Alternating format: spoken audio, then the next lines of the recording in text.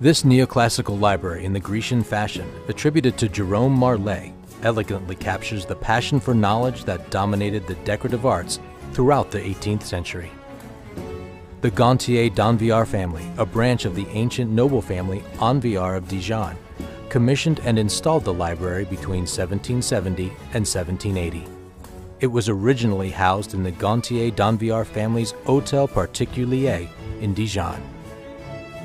The decoration of the library represents the intellectual pursuits it was designed to house.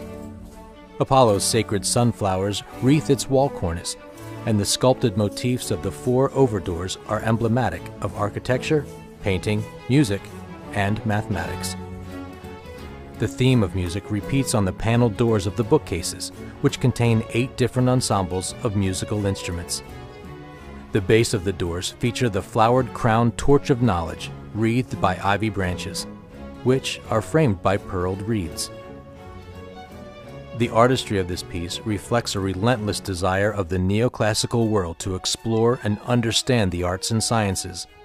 Marley articulates this desire by adorning the library with beautiful allusions to the ancient philosophers' concepts of beauty, sciences, and above all, knowledge.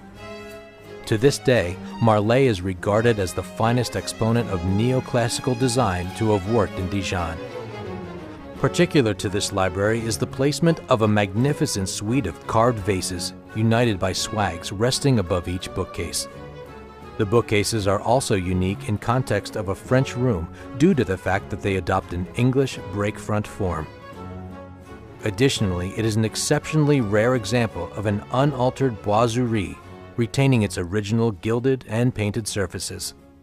The library was first acquired from its original home in the Hôtel Golan Dijon by J.P. Morgan Jr., circa 1922.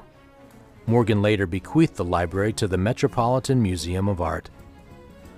The salon from the Hôtel Golan, once ensuite to this bibliothèque, which had also belonged to the Metropolitan Museum, was sold by Carlton Hobbes to the Museum of Dijon, where it rests today only a short distance from its original home.